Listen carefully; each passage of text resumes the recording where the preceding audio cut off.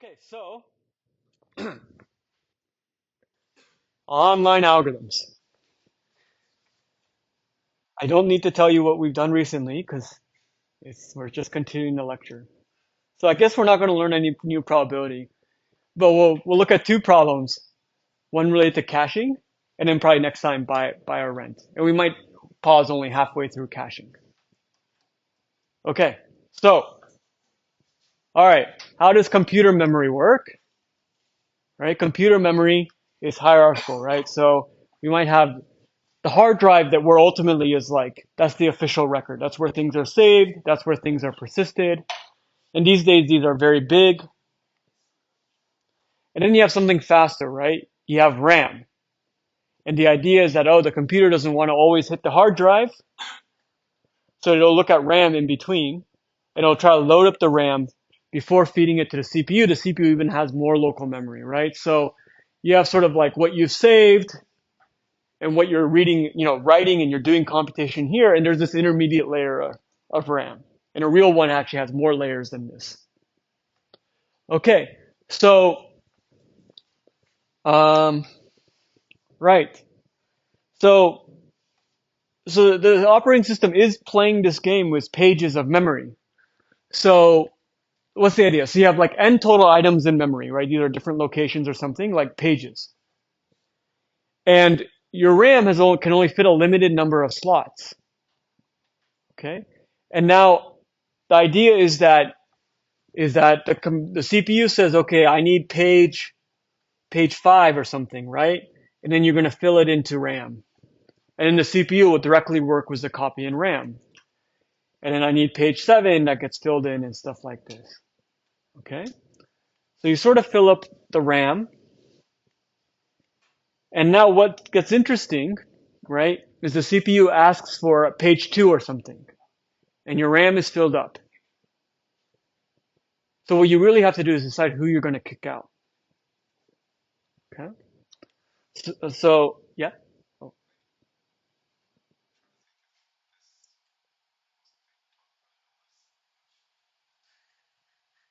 I don't know.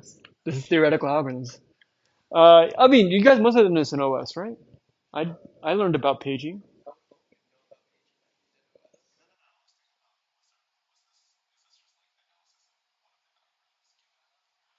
Oh yeah, so maybe we'll do something better than you learned in your OS class. Okay. So in the game, these items are requested online, and you always have to put them into memory. So it gets loaded into cache when it's served. And the only issue is that the cache fills up. There's many more items than cache slots, so you're gonna have to evict items from cache, right? But ideally, if you could look into the future, you'd evict the items that you won't need. But what's fun or hard is that you don't know the future.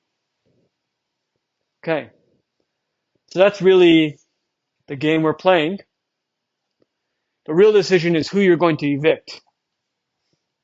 Okay, and ideally, this way later, when the computer asks for an item, it's already in the cache, and you don't have to hit the hard drive. But a bad thing is when it's not in the cache, and then you have to hit the hard drive. That's called a cache miss. Okay, and this makes a huge difference on performance. Like if you're writing a program that's throttled by the hard drive, it like doesn't matter what your CPU is. Like you're just getting killed by the hard drive. So, um, so this is actually a really, really, really practical architectural thing. Okay, this idea of a heterogeneous memory hierarchy. Okay, so, oh, sorry. Okay, so I've set up a game for us. Okay, where you don't know the requests that are coming unless you have a photographic memory and just saw, now you saw it. And then I'm going to ask you, where to put things. Okay? So, and we'll see how many we miss. Okay. All right. So the next request is 2. So I'm guessing that we should just put 2 in. There's no decisions yet. Yeah. Just the chaos agent. Okay.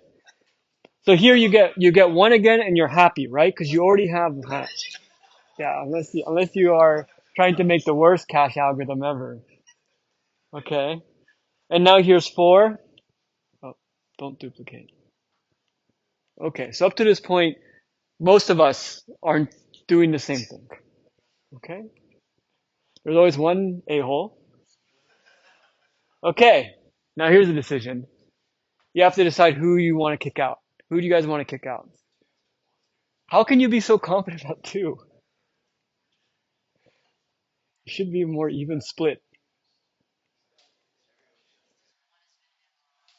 Oh, okay. Okay. All right. So you kick one out, and then you got one cash miss. Miss. I guess you got cash miss. Why can't I pronounce cash miss? Okay. All right. Cash miss. Cash. That's a five. So who you kick out? The one? You're not looking at last year's version or anything. Okay. Because you're just so confident. Okay. All right. You also, okay, you lost one. You had a cash miss. Ooh, okay. You should have kept the two. Confident four. Are you guys okay with this guy? Okay. Okay.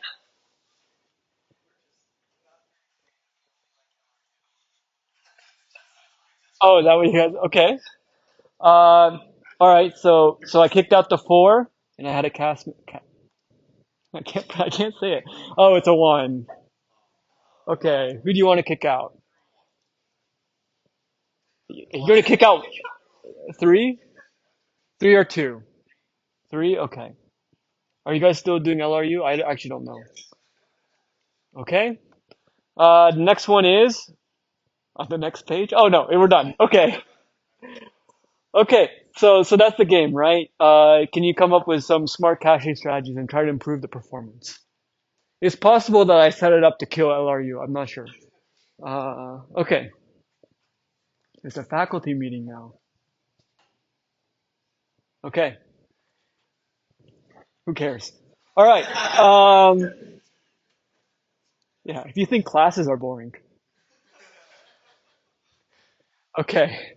All right. So what are some caching strategies you've heard of? Okay. LRU, least recently used. What else? What? So you're gonna kick out the ones that are used the most?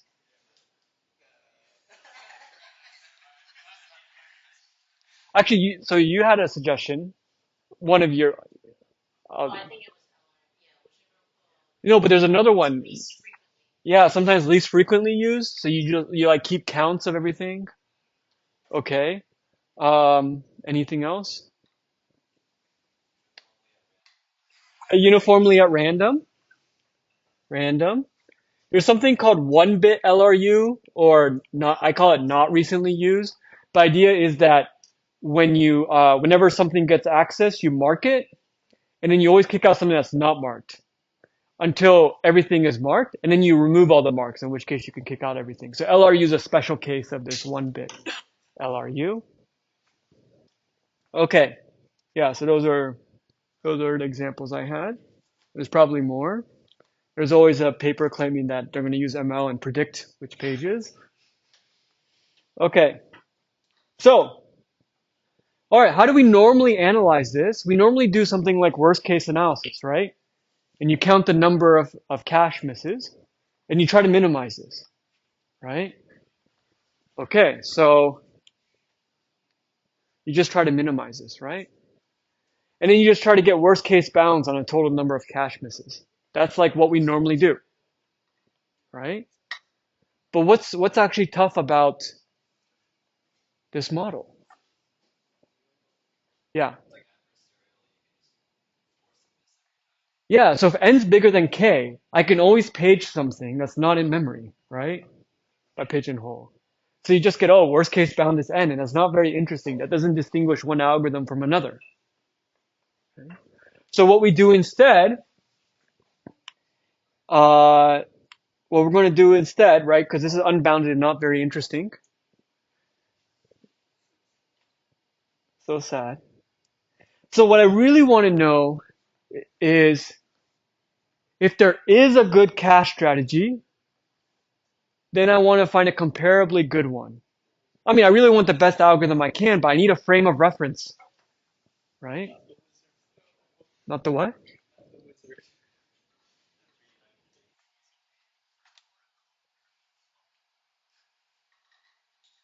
Okay, you just keep that to yourself.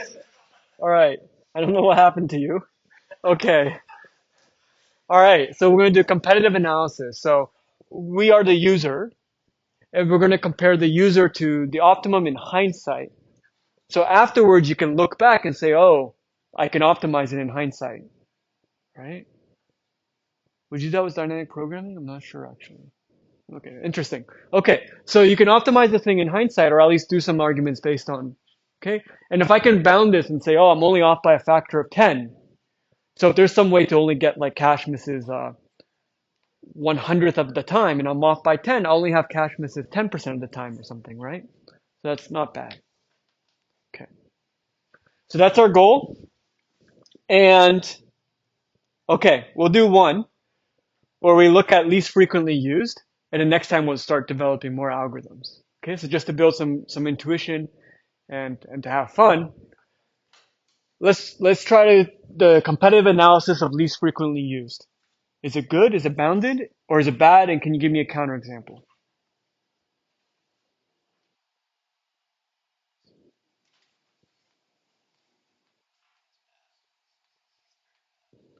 Okay, how do I make it look really bad?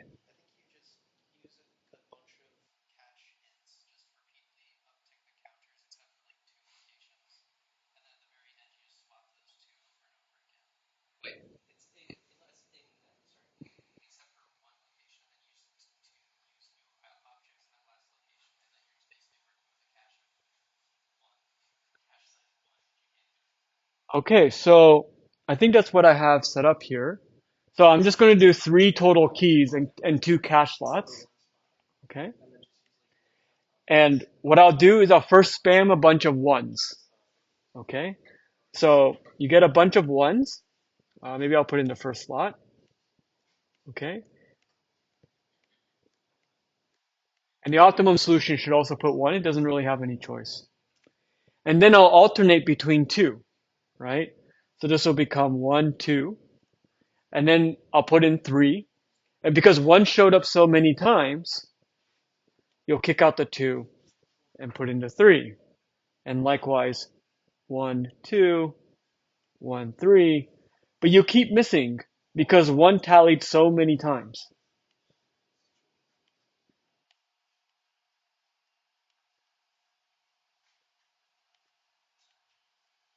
Okay.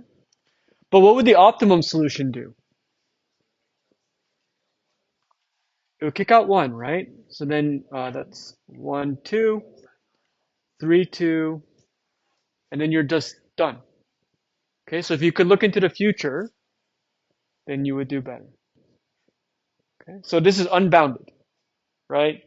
The do I have something written down here? No. Okay, so you just load up on the first item. You alternate among everything else. Opt will have three cache misses. You have two Q plus one, where Q is how many you loaded up initially. So your ratio just goes to infinity over time. Okay, so that's bad. Yeah, that's bad. And so next time what we'll do is we'll start off talking about LRU and not recently used. Try to get a bound on this. Maybe you've done it before in your OS class, but surely you forgot it. And then we'll try to do better than that. Right? Obviously, we haven't done any randomized algorithms yet, so at some point it'll get randomized. So we'll do that next time. All right, thank you.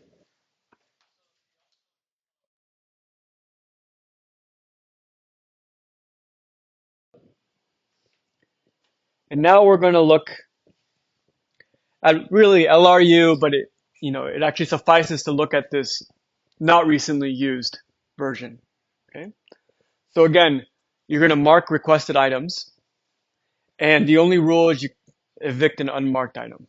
That's all we'll assume. Um, and yeah, once everything's marked, you remove the marks. Okay, so the claim is that if your cache has size k, you're going to get competitive ratio at most k. Okay, so if your cache is size 100, you'll be at most a factor of 100 worse than opt. Okay. All right. how, I just thought I'd give you all an opportunity to guess before I give away the answer. How could one try to prove this?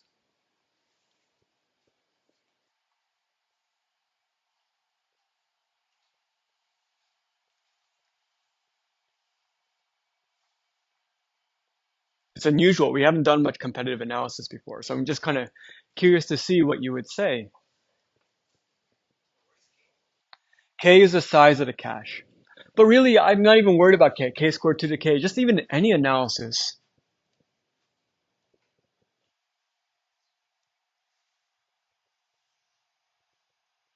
Yeah. Yeah.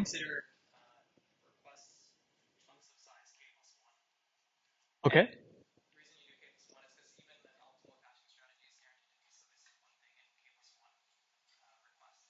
Okay, so in a chunk of K plus one, surely even opt must miss one, high level. So first, I think chunk of K plus one specifically says K plus one distinct items to and okay, so that's like a high level. That's actually pretty good.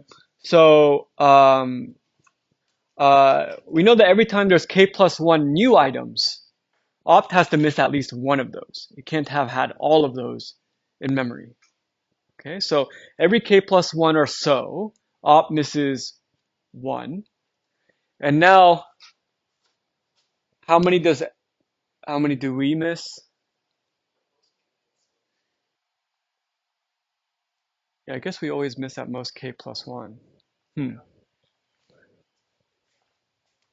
Okay, so well, what is it? Okay, that's kind of funny. Um, oh, so this is sort of interesting. I hadn't quite thought of it quite this way. So that all makes sense to me. I don't think there's anything wrong with that. Every K plus one distinct items, opt has to miss one. And meanwhile, even if we missed all K plus one, we'd have ratio K plus one, right? But somehow it feels like this could have applied to least frequently used, and we saw the least frequently used was unbounded.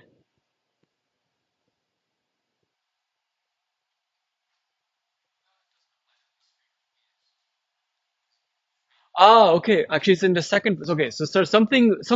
So I guess something about we're not actually using the algorithm quite yet, or maybe we just haven't brought it out yet. So maybe so it's not true that least frequently used would miss out. You can miss much more than k plus one. Is actually the point I'm trying to get at, right? Because in the case of least frequently used, you're just spamming the same two over and over again. So the number of distinct items hasn't changed, but you're getting killed. So there's a slight difference in miss. It is true that in a, a very long sequence that has k, potentially longer sequence that has k plus one distinct items, opt will miss at least one request.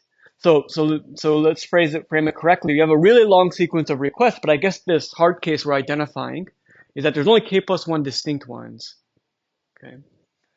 But now I need to argue that maybe we only have something like k or k plus one misses. There's a long sequence of k plus one distinct items. Yeah.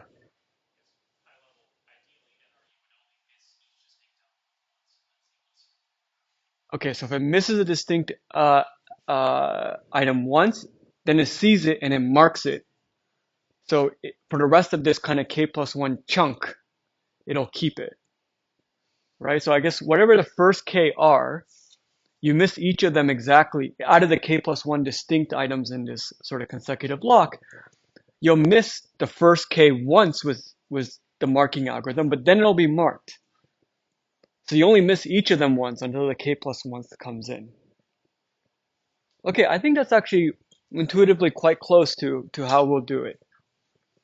And yeah,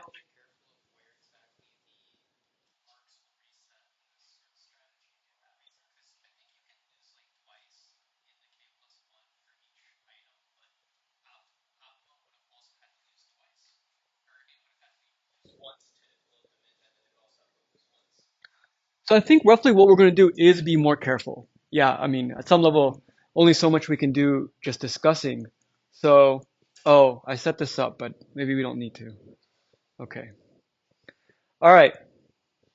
So, okay. So first we want also going to get it down to k instead of k plus 1. But all right. So we're going to fix some sequence of requests. Okay. And so this is where we're just going to be careful. We're going to split it up, that sequence, whenever we reset the marks. Okay. So that means that this must represent that k plus 1 new page that wasn't here. So we're going to call that a run. Okay. And each run has how many distinct items? Oops. That's the answer. And then, and each run, so within a purple lines, how many mistakes do we have? Yeah, most k. It's at most k because there's a small chance it was from a previous run, and that page just happened to be hanging around. But we have an upper bound of k misses within any 2 purple bars. Okay. All right, so, okay. So every run has k distinct items, right? And so I think we're just fleshing out what we kind of worked out together. We know that because you're resetting the marks, the first time after the run is distinct from the k distinct items in the run. Okay. So every time any cache, no matter what, has to miss one of the last, you have to be a little bit careful, but it's only by plus or minus 1 or something if you're not too careful. It's going to have to miss one of the last k minus 1 items in the cache, or distinct items, the first item in the next one. Because the first item will take up some slot, and then there's k minus 1.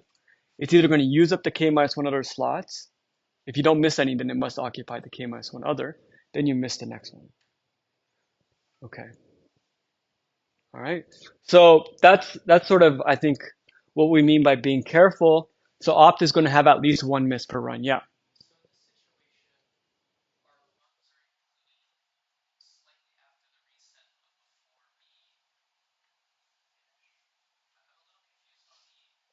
Mm,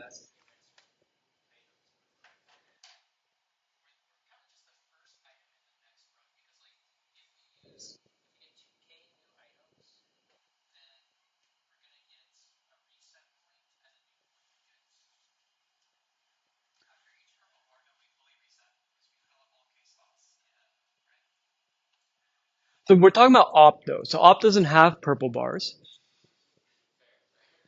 Well, in fact, we don't know anything about the algorithm. We're just trying to argue any algorithm must have this issue.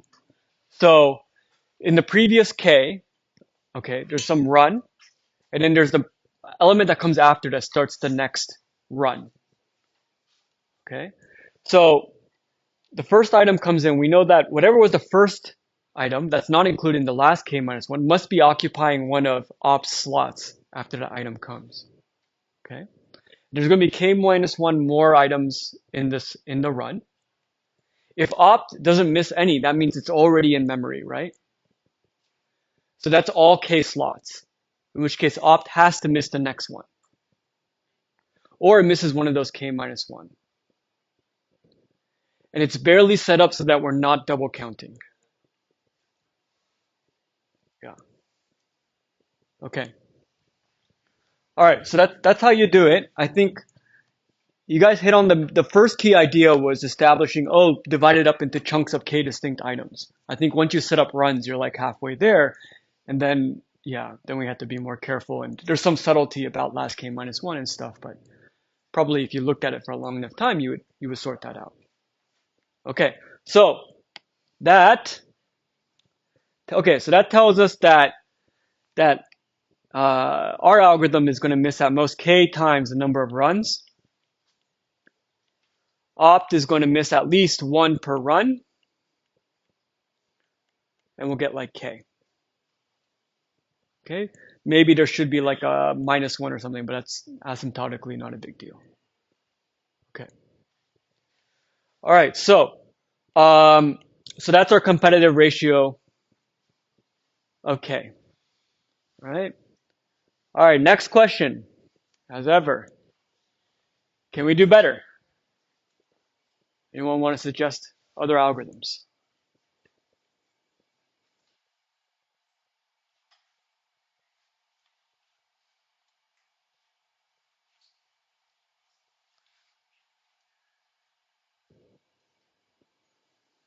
It's going to actually just be a tweak on this algorithm.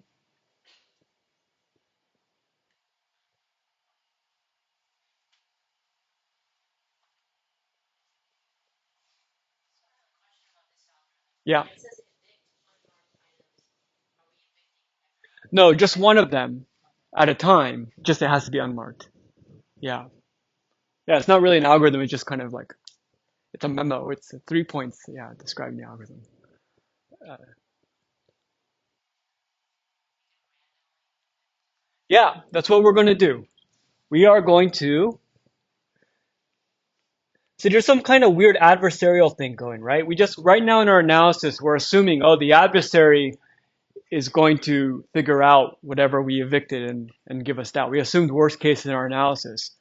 We're doing a weird kind of analysis in the forward thing where the adversary doesn't know our randomness, but it knows our algorithm. So if the adversary knows our algorithm and this is deterministic and you have a fixed rule for unmarked, then it always can figure out which thing you're not marking. But we're going to assume that the adversary doesn't know our random bits. So at some level, like it can't really guess which one you unmarked, right? And on the flip side, you have some chance of not evicting something as opposed to just being screwed no matter what in the worst case. So, so at some level, this is also like a interesting way of trying to deal with this adaptive, semi-adaptive adversary model. So, okay. So this is the algorithm. Is that, there's 10 unmarked items. I'm going to choose one of them uniformly at random. Anyone want to guess what bound we'll get? It's going to be better than K. It's not going to be quite as good as 2. Yeah, it's actually going to be log K. All right. Okay, so we're going to do some initial setup very similar to before. We'll split it up into runs. Okay. And okay, now each run has K distinct items, just like before. But we're going to look at it a little bit more closely.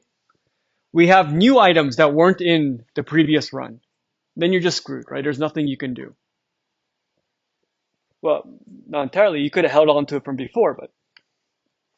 And then you have repeat items that were also in the previous run. Okay, so first K, second K, and you're hoping that you can actually not kick out some of the repeats. Okay. So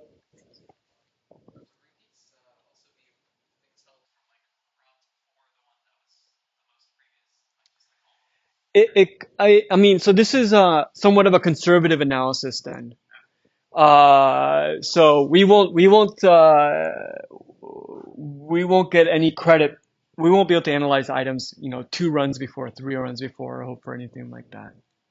So yeah, this is just a worst case analysis, and yeah, there are things like that that aren't captured. Okay, so this one's more elaborate to get a better competitive analysis. So what we're going to do is we're going to look at like how many mistakes we're making, so to speak. So we don't know what opt is. We don't know what the best algorithm is. But we're going to we could still nonetheless, we can still analyze it like this. So I set up this potential function phi. So this is going to be the number of items that are opt has it in its cache. Like you should have this. The optimal solution says you should have this, but you don't. Okay, so there's like number of mistakes compared to opt at any given point in time. So if potential is 0, good. Right? Potential goes up, not good. Okay, so that's our potential. And now we're going to look at at a particular run. I'm going to see how the potential changes. So potentials, this is like an amortized analysis. In fact, some of this online algorithms came out of the amortized literature. Okay, so, all right, so I'm going to look at how the potential changes. So I wrote phi in for like before the run, going into the run, what was phi out for what happens when you're leaving the run. And out of k new items, L of them, k distinct items, L of them are new. Those are that's the setup. All right. The claim is that op misses at least L minus phi in items. But why? So phi in is the number of items that are in op's cache, but not in our cache.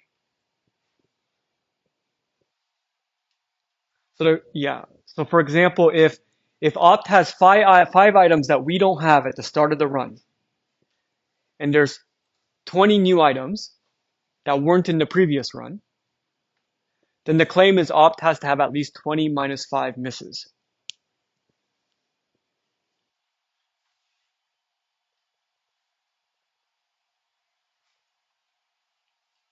Is that sensible? Yeah.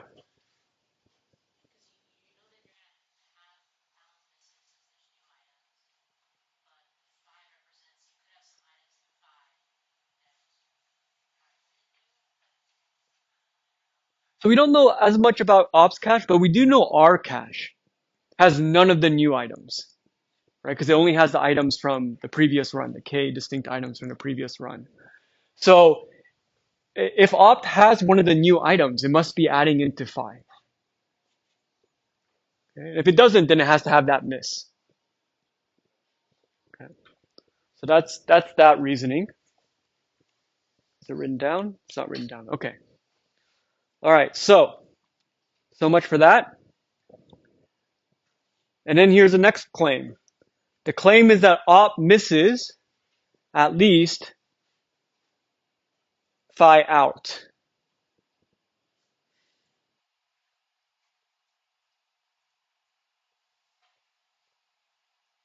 So phi out is the number of items that opt has that we don't have at the end.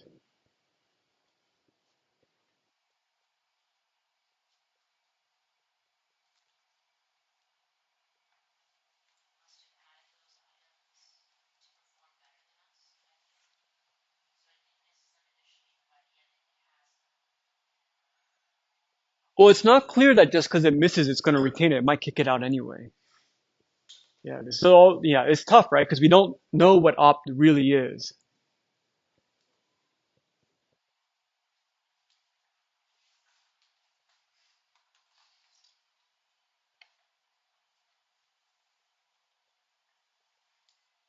Well, we know what, yeah. Hmm. Yeah, or put another way, right? There's these k items that came in that run. They must have been in ops cache at some point. But phi out, say that's 10, right? So that's saying that opt has 10 other items at the end. So 10 of those k items must have been kicked out. They came in and they were kicked out at some point. And every time something gets kicked out, there must have been a miss that prompted it. Okay. Yeah, it's very clever. Okay. So if we average these two quantities together, then opt will miss at least L plus phi out minus phi in over 2. Okay. So one thing kind of nice is that, okay, we're going to miss these L. And we know there's nothing we can do about these L. Our algorithm is like useless against these L. But these, right, the rest of the misses we can kind of account for, because if you imagine doing this over many rounds, phi out is going to be negative phi in for the next run. And phi in is phi out from the previous run. So if you add these up, you're going to get all the change of potentials are going to telescope. Okay, so in the overall amortized analysis, this will basically vanish. And this is a term that we otherwise were screwed on anyway, right? So we're sort of getting a 1/2 approximation ratio on these items that we're really bad at, the new items. So, okay, so that's good. Now we have to worry about the repeat items, right?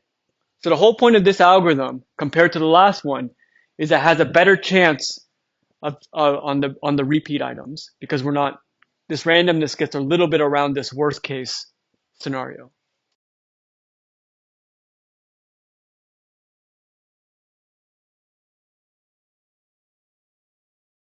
So the interesting part of the analysis now is what happens to those repeating items? Okay, and am I going to miss them, or what are the odds that I miss them? So it's going to be k minus l repeat items. Okay, so this one I think we can do together correctly. So the first repeat item, I want an upper bound on the probability of missing.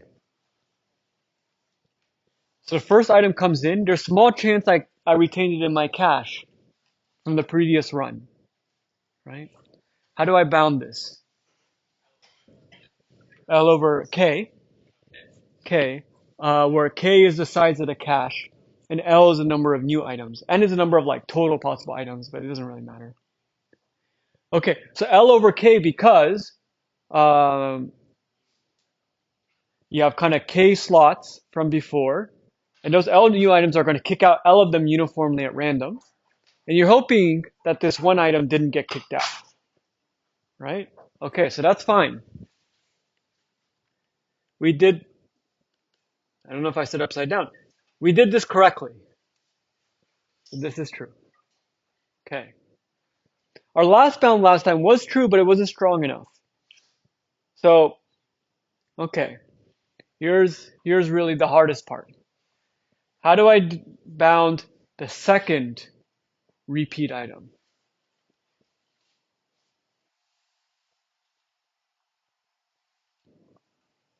Last time we said L plus 1 over K, but actually we can do better. Yeah.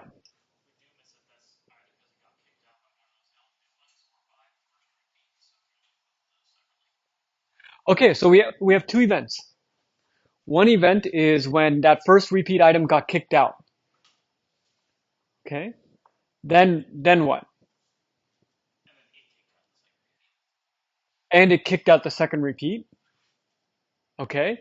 Okay. Or let me look at the simpler event. Suppose that the first item we didn't miss. Okay? Then what would be the remaining probability? So conditional on not missing the first item, what are the odds that we miss on the second? L over K minus 1. So those L new items, so in the worst case, the L new items come first. They're spread out over the K minus 1 remaining slots. Okay? And symmetric, they're all chosen uniformly at random.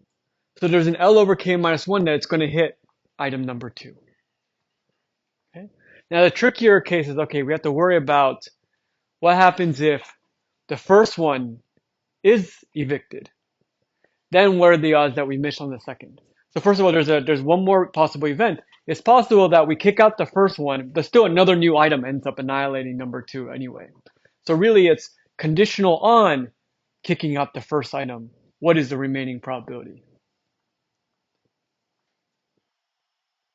This is tricky. Yeah. Can we? I mean, we can. It's free country. Sorry? Oh, no, it's actually not a hash. This is just an actual random function. There's no conditioning on hash functions. Yeah.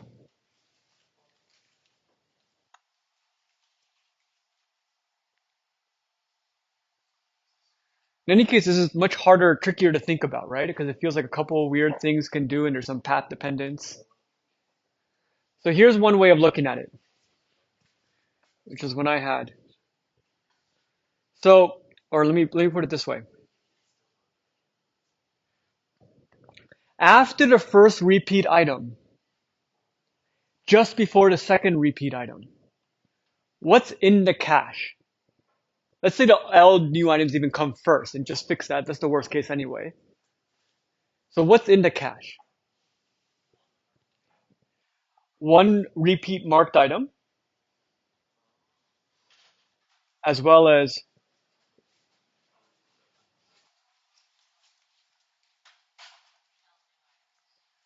L new items are definitely in the cache. They're all marked, right? And so they're taking up L plus one slots. Okay. So that means how many of the items from the previous run? So there was K items originally from the previous run. How many of them remain?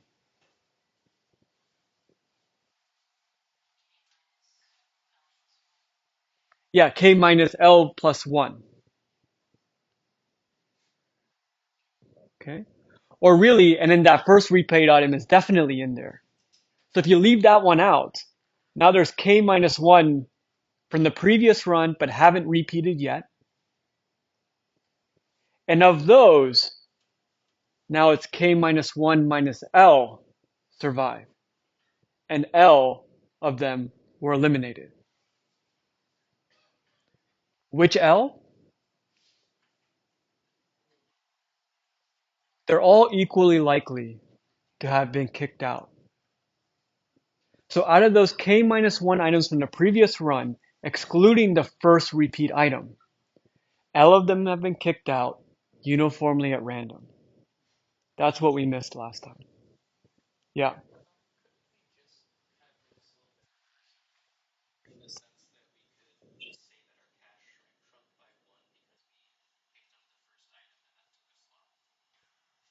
It feels like it, but I think so. I think intuitively that's very similar to what we just said, but somehow, at least I don't see as clearly why that's definitely correct. So I was trying to figure out some sentence, right? Because probability is subtle, right? So I try to come up with some conservative sentence that I feel very clear about, like we just established, and that will get me the bound I need. So, so maybe yes, but at the very least, I don't see it feels involved to sort it through carefully. So, right. So this is really, you just have to think about what the state of the cache is and then symmetry, right? L new items, first repeat items, K minus L minus one of from the previous run, but they're selected uniformly at random by symmetry. There's no distinction made by the algorithm. They're all equally likely. So this is where you get L divided by K minus 1. Okay.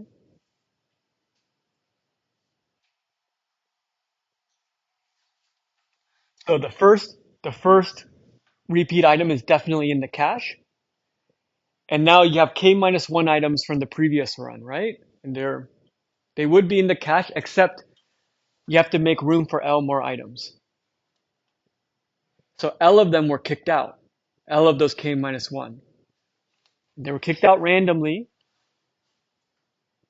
and they're all kicked out with equal probability. So in particular, the second one is kicked out with probability L divided by K minus 1. Okay. So you have to be, it's subtle. This I have not seen spelled out anywhere. Yeah,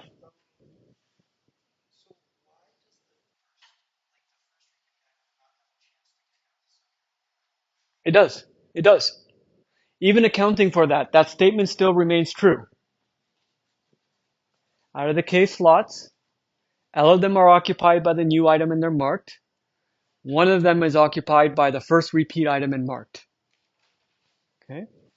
So that means that just to fit everything, there's still, that means out of the K items from the previous run, one already repeated and is marked. That leaves K minus 1 left.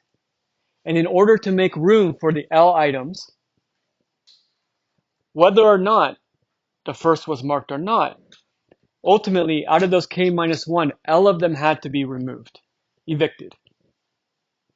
That's also true. Finally, we know they're being evicted, randomly, but also without distinction among any particular item. So those k minus 1 remaining elements, each of them have been evicted with equal probability. So from that sort of view, it flattens out, and you don't worry about, oh, what about the case where first the first repeat item got kicked out and it kicks out someone else, or it didn't kick out in this. So there's a sideways way of looking at it that's not tracing through all the possibilities of getting there. So it's cleaner that way. Okay, so what about the ith repeat item? Sorry?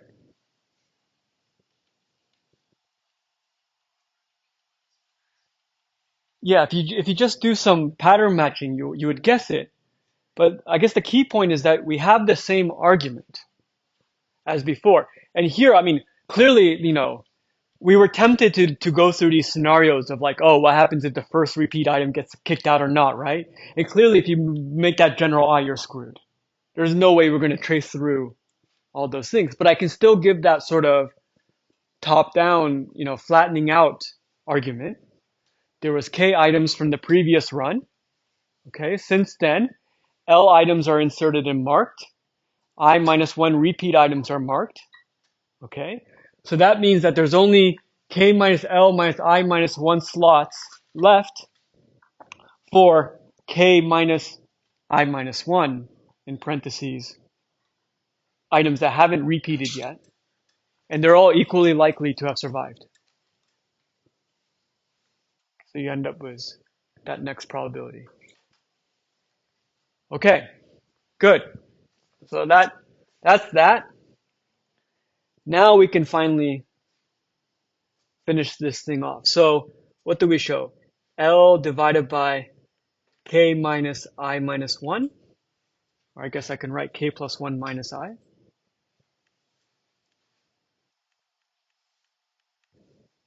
Okay. And now I'm looking at this sum from 1 to k minus L of L over k plus 1 minus I. Okay. And this is at most, we could bring the L outside. And then you just have like the smallest part of some harmonic sequence, right? So this is at most L log K or something, or log K plus 1 or something. Okay. So that is good. We did it.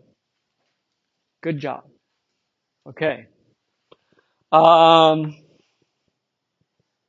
right. So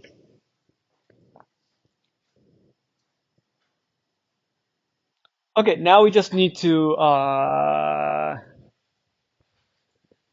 just come up with these two tallies and divide them, right? So, okay, what's the total number of misses by opt? So, okay, so this is going to be like, okay, so suppose I said like there's like li new items in the ith run, and let's say phi I equals the potential after run I. So phi 0 will refer to the initial potential. So if we put in our two bounds, you're going to be summing over all the runs, Li plus the potential after the ith run minus the potential before the ith run divided by 2. Okay. So first of all, the Li sum up to this capital L. Sorry, let me write it nicer.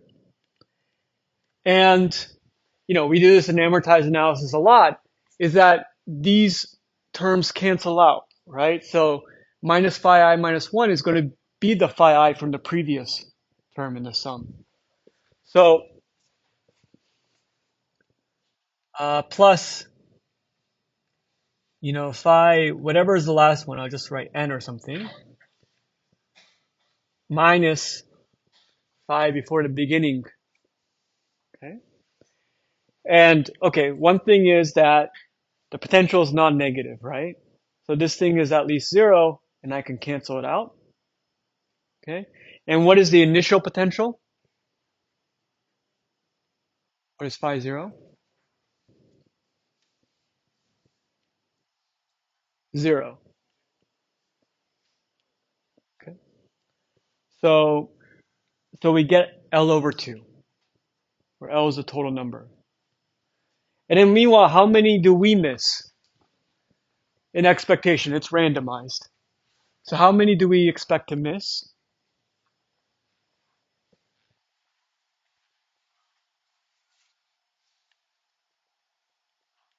We can do it over the runs again, right? And what do we show? We miss all of the new ones and a log k factor times the number of repeats.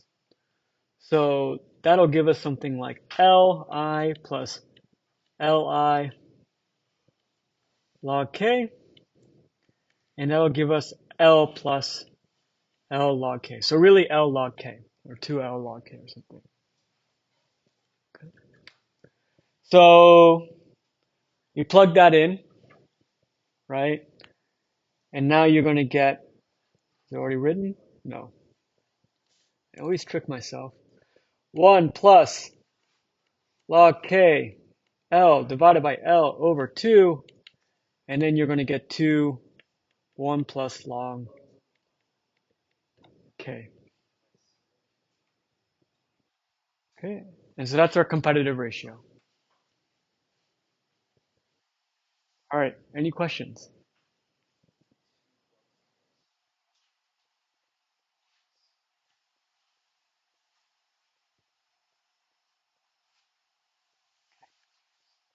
The lecture video will very carefully edit out the end of last class.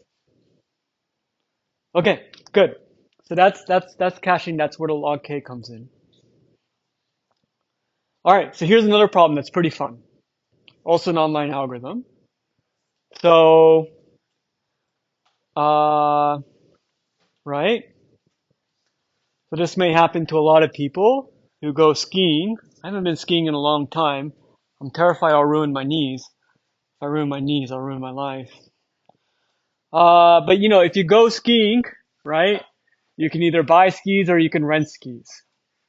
And like, you don't know if you should rent or buy, right? Because actually, if you've been to ski places, like renting is not that cheap. It's only like, yeah. You're like, if I just come back like 5 more times, I should just buy it or something. And yeah, so that's the basic question, like, right? Should you buy or should you rent? And the only problem is you don't know how many times you're going to come back to go skiing or how many more times you can ski without getting hurt.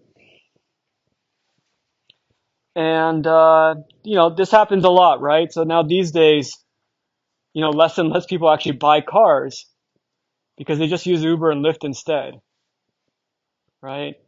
But if you're using Uber and Lyft all the time, at some point you're like, should I just buy a car, right? So, you know, should you kind of rent and take taxis and stuff, or should you buy? Okay, so that's the kind of problem we're looking at. So this kind of decision problem can occur all the time. So for example, a computer, I guess is an old-fashioned hard drive, but the old-fashioned hard drives, they actually had a disk, like a record player that spun in a circle. It actually takes time to go from not moving to all the way up to speed and stuff like this. And so like, you know, if you're not using a hard drive, should you shut it down for a while and wait until you need it to spin it up, or should you keep it spinning? Obviously it's using energy and it's making a weird sound, so you want to turn it off. Um, but it does take, you know, time and effort to spin it back up. It probably takes extra energy because you don't have inertia to spin it back up and stuff like this, right? So if you knew how long you weren't going to be using the hard drive, then you would choose one over the other. It would just be a math question, right? So you can imagine an infinite number of little decisions like this, where there's some uncertainty about the future. Okay, and yeah, you're just trying to optimize. Okay, so we'll I don't know. For some reason, the tradition is to focus on skiing, and I made these slides at a time when, for some reason, I thought these were great pictures. And so the basic model is there's some integer k. I guess it doesn't have to be an integer, but okay, it's an integer, so we'll keep it there. I'm not sure why. And you spend $1 per day to rent, or you can spend k dollars to buy. Okay, so it's all scaled down. And L is the number of days you end up skiing in hindsight. So uh, that's the problem. And it's going to be online. Every day you come into the ski shop and you decide whether you're going to rent or you're going to buy. Once you buy, then you don't have to come back. And then every day you ask yourself, am I going to come back tomorrow? Okay. So, is there anything written here? Ah, okay. So the only reason the problem is hard is that you don't know L. If you knew L, the problem would be pretty easy, right? Okay, each day. Okay. So,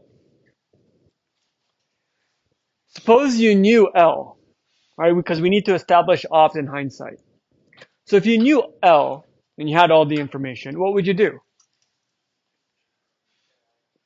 Yeah, so what's the cheaper option? What would you, if you wrote code? If this, then that, yeah.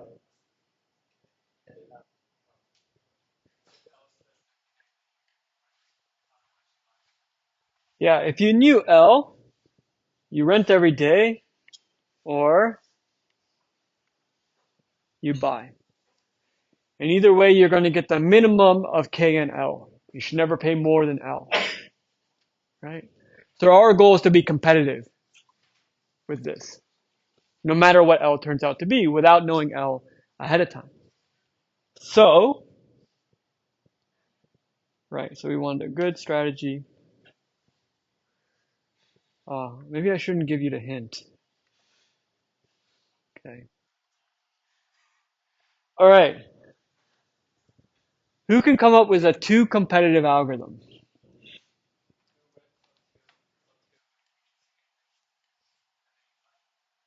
Yeah, if you rent for the first K days and then you buy, then you're gonna, if you reach K, if it's less than K and you're renting, you're actually optimal. And then if it turns out to be K and then you buy, you'll have spent 2K where opt was K. Okay, so that's uh that's a simple two competitive algorithm. Um yeah. Uh can you do better?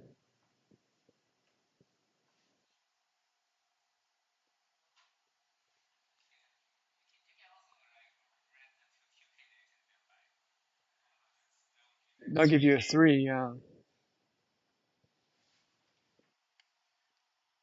Okay. All right, so yeah, that's the solution. Okay. Now, suppose I gave you a little more degree of freedom and there's two skis, right? Because you have 2 feet, most of you. Uh, and I let you buy one of them at a time. Okay, so suppose you can buy, I guess I don't know if I used ski correctly, if that refers to one or two, but the point is you can buy like one half of the full device for K over $2 and rent the other half for half a dollar. Okay? So you have more degree of freedom. Maybe you can do better. Certainly you can at least get two by doing the same thing as last time. But can you do better? You may need scratch paper or something to figure this out. Seems harder to do in your head, but maybe you can do it.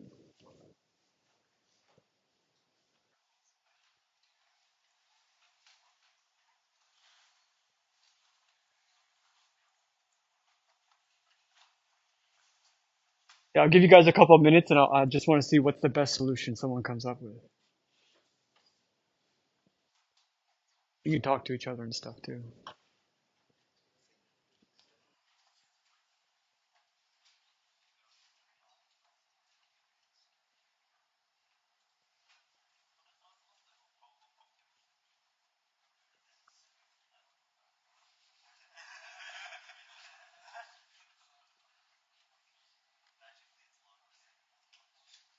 Log K is not better than 2.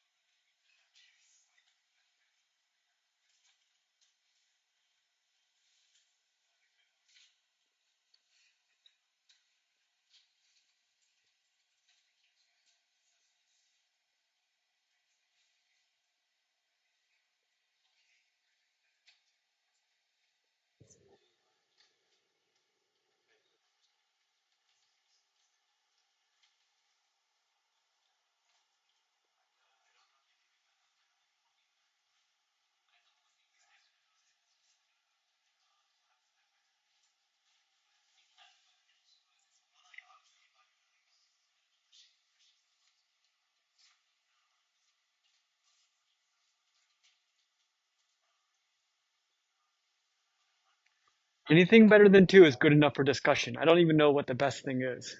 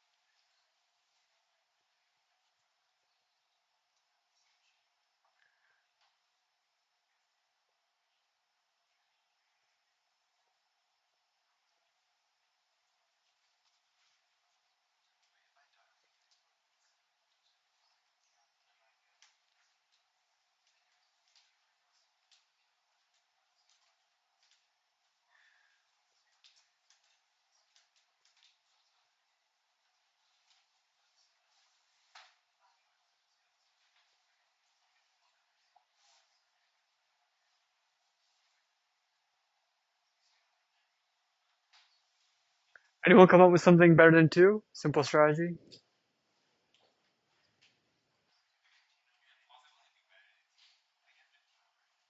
Guess so. I came up with one. You buy 3/4? You can't, that's the one thing you can't do.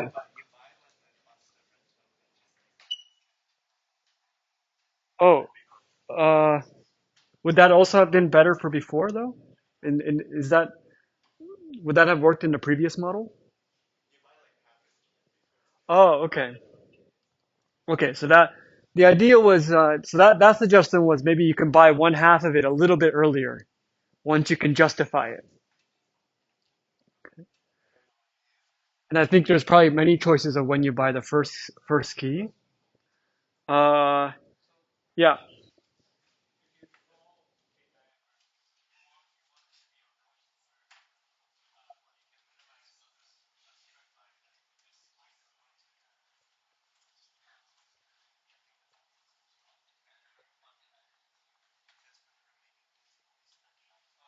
kinda, yeah. Well, okay. Here's one which may not be optimal.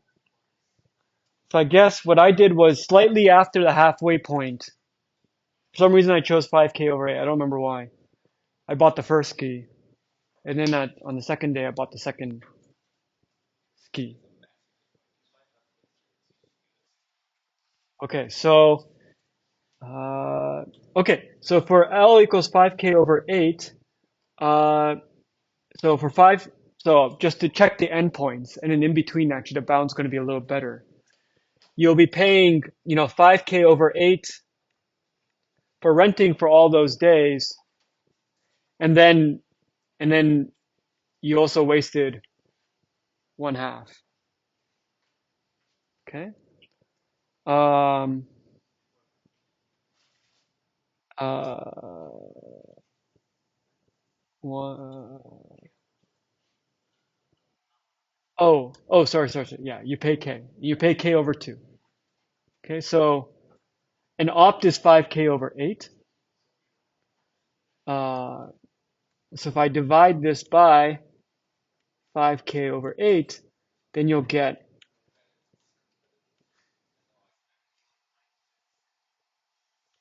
9/5 competitive. Okay. And then down here, for L is equal to K, you first spent 5K over 8 renting both, and then you spent for another 3K over 16 is spent renting one. So it's for 3K over 8 days, but you're only paying half a dollar. Plus you eventually pay K.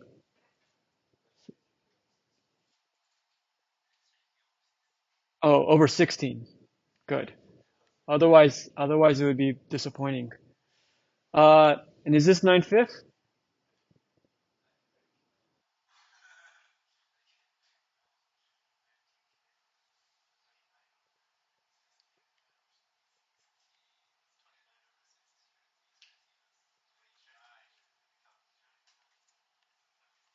I think it's 29 over 16. Okay, so I think the optimal one would get the 9/5 to match the 29 over 16, so you can change the day a little bit and figure out, you can set them equal. I mean,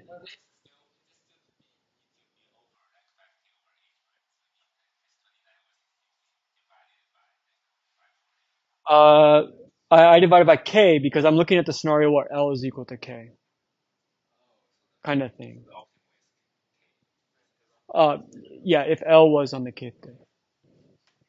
Beyond that, we're actually better because we've already bought the two skis, so it's only helping us. Oh, also opt doesn't change. Actually, nothing changed. Okay, so, all right, so whatever. I guess it's the calculations that I put in. Okay. All right, so I'm going to take this experiment further. So before I said you can buy half at a time. Now I could have done third and fourth and fifth. Now I'm going to let you just buy arbitrary fractions. Okay, so it's like stock or something or Bitcoin. So so on day one you can buy X1 units of a ski. On day two you can buy X2 units of a ski. And so if you buy X1 units, you pay X1K. Buy X2 units, you buy X2K. And then you have to make up for the rest by renting. So on day one, you're going to pay X1K plus Y1 minus X1 because you have to make up for the rest of the ski. So XI is the number of skis you'll buy on day I. Okay. And YI will be the fractional amount of skis that you rented on day I.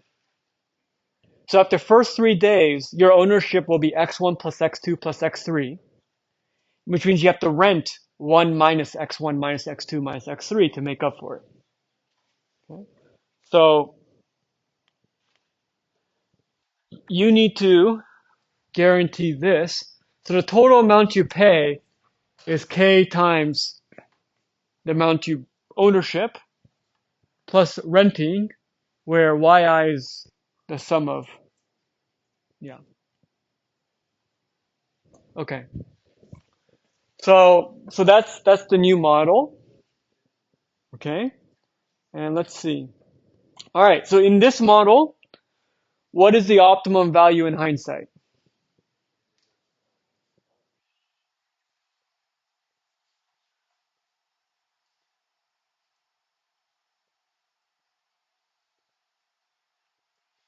So if you knew L, sorry? It's the same. So the liquid skis actually don't help you if you knew the answer. It's still the minimum of the two. Okay. Just like before. Okay. Um, this is not right. That should be 1. Okay, so, all right, let's leave this, give you a chance to try to think of how to solve this problem optimally. Yeah,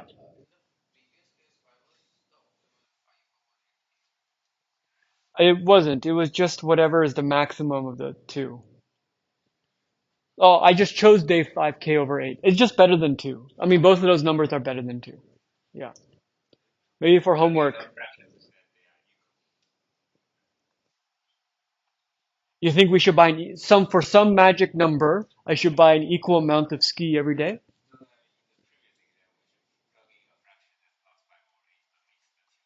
Yeah, so the 5 or 8 wasn't optimal. And I think if those two numbers had matched, then I would feel much better about it. But at least it demonstrates you can do better, but with more degrees of freedom. I've now taken this to the limit. So how can I try to optimize this?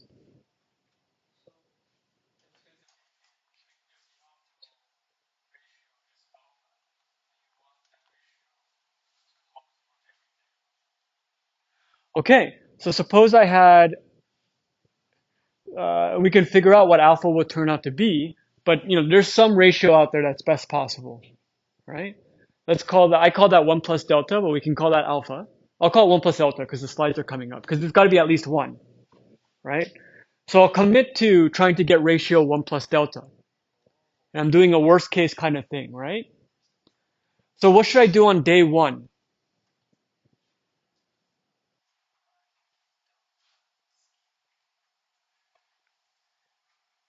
Yeah, So, so in other words, on day 1, I don't necessarily have to rent because I have a little 1 plus delta slack to work with.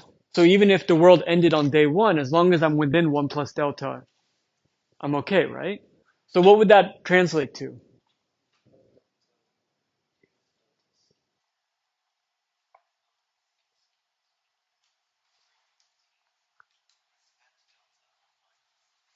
Or what would I solve? So what would be an equation that I need to solve?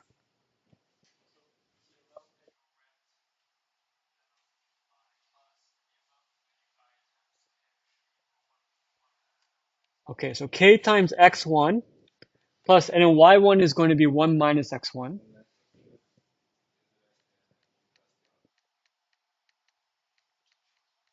something like this, right? So this is as much as I can buy while still guaranteeing a competitive ratio of 1 plus delta if the world ended after the first day. Okay, so we're sort of doing like a conservative thing. I guess opt, and then I'll take as much as possible.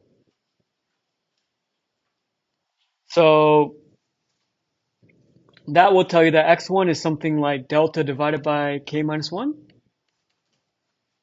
So a little more than delta over k, it turns out. That's the best I can do while still ensuring, that's the most I can buy while still guaranteeing 1 plus delta. So that's what we're going to do. We're going to, when I say pay 1 plus delta, yeah, so at some level, that's right, that's right. So the first day we pay 1 plus delta. The second day you should also pay 1 plus delta because you've already paid 1 plus delta on the first day. Yeah. So we're going to take that sort of, yeah, approach. So on day 1, okay, I left this open.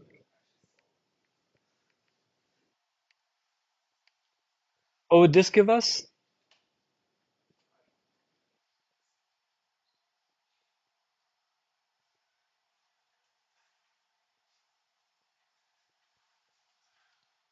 So we can go more slowly. K minus 1 x1 is equal to delta plus x2.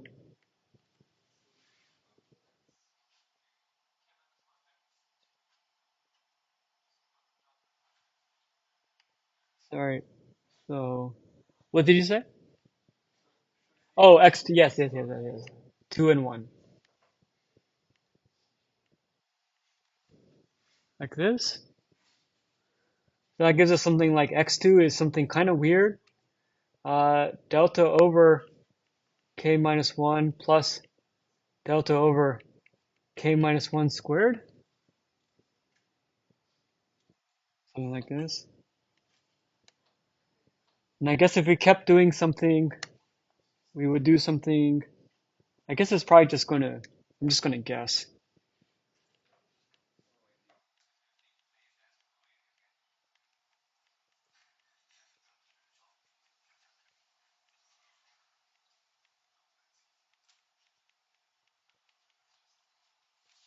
Oh no, that's not even correct actually.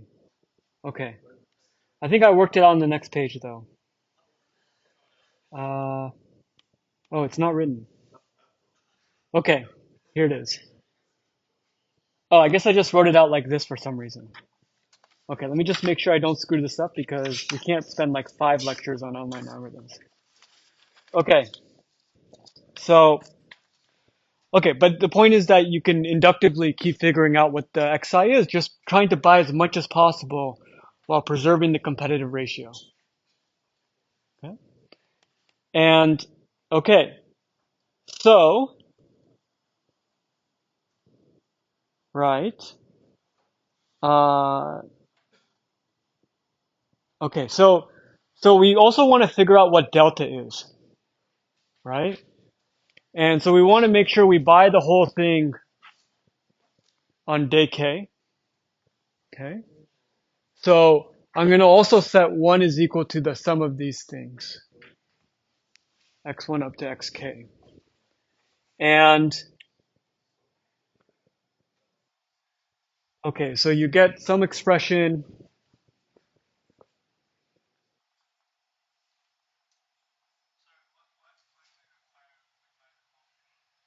Why do we require what? Um, because if we keep paying 1 plus delta each day, then after k days we've paid k times 1 plus delta. Okay, and then afterwards opt doesn't change, right? Opt was the minimum of k and l, so opt is not going up anymore. So hopefully you're not paying anything on day k plus 1, or else you'll break your 1 plus delta competitive. Because the numerator will keep going up, but the denominator won't. Good, I'm glad you clarified that. I think it was a little bit unclear in my mind. So if you start unrolling this, somehow I came up with this expression. We can look at it carefully.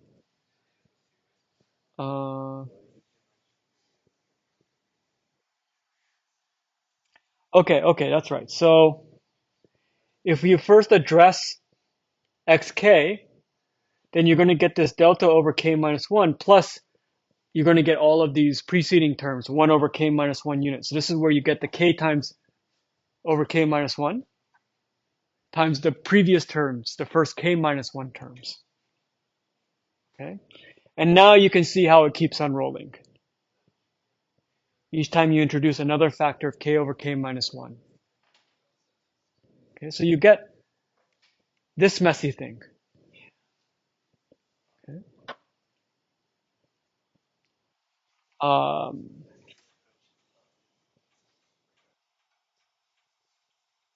okay. So, all right, so if you rearrange this, right, then, let me put this first. Okay, so you can get 1 over this k over k minus 1 to the k minus k over k minus 1, right? Now, let's link asymptotically large in k to get a clean bound. What happens in the limit as k goes to infinity? 1 over e minus 1. Okay, so somebody called it. E did appear. Okay.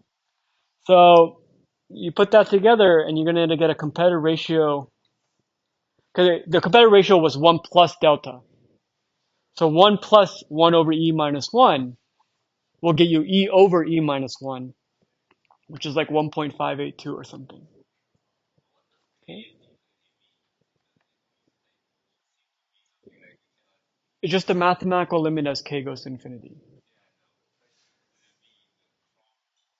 Well, so in the problem, there's some fixed k or something. I'm just trying to, so this is the actual bound, right? It's actually 1 plus this for fixed k. If you want to try to understand it better, well, as k gets bigger, it starts to converge to this quantity. The real bound is this, but you don't want to see me rewrite that over and over. Okay, so here is, uh, okay. Now here is the interesting part. We're just about out of time. So now you can't actually buy liquid skis. You can only buy one ski at a time.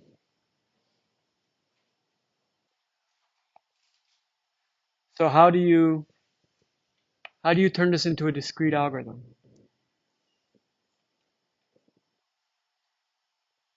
So the original problem is you can only buy one ski for k dollars. You have a perfect solution for liquid skis. Actually, that's optimal, right? So that's also a lower bound on anything you can do because that's even more degrees of freedom than you're really allowed. How do I turn this into a real decision?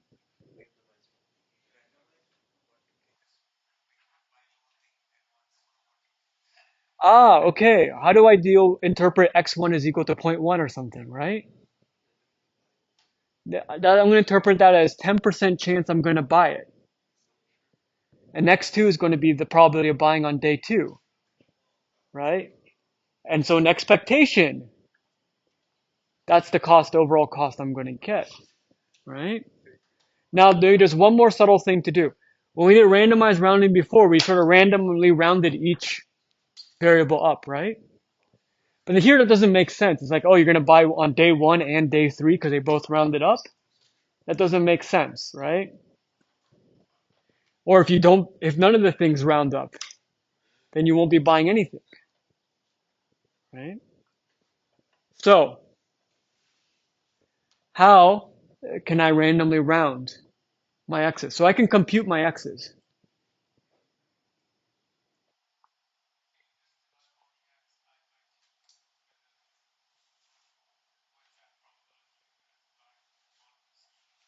But you might not end up buying anything. Right now, it barely sums to 1. If you make them sum to 0.5. So I want to guarantee that I do buy it on one of those days before day k. Yeah,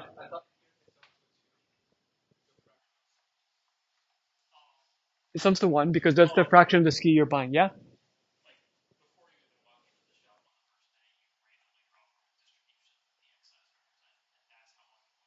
Yeah, so how do I do that more explicitly?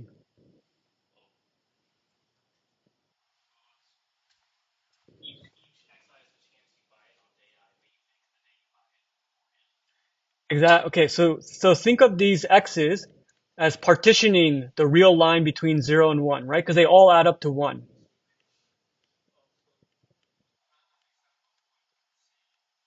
So you're going to randomly sample a point t uniformly at random between 0 and 1. And then on that day where your x's finally get you into that region, that's the day you buy. Okay, so that'll be one of the days in between. And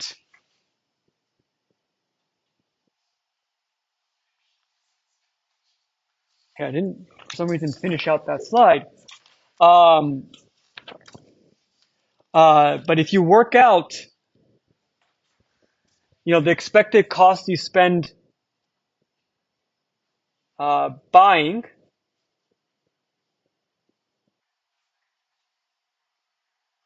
Okay, so the expected cost you spend buying uh, over the first L days.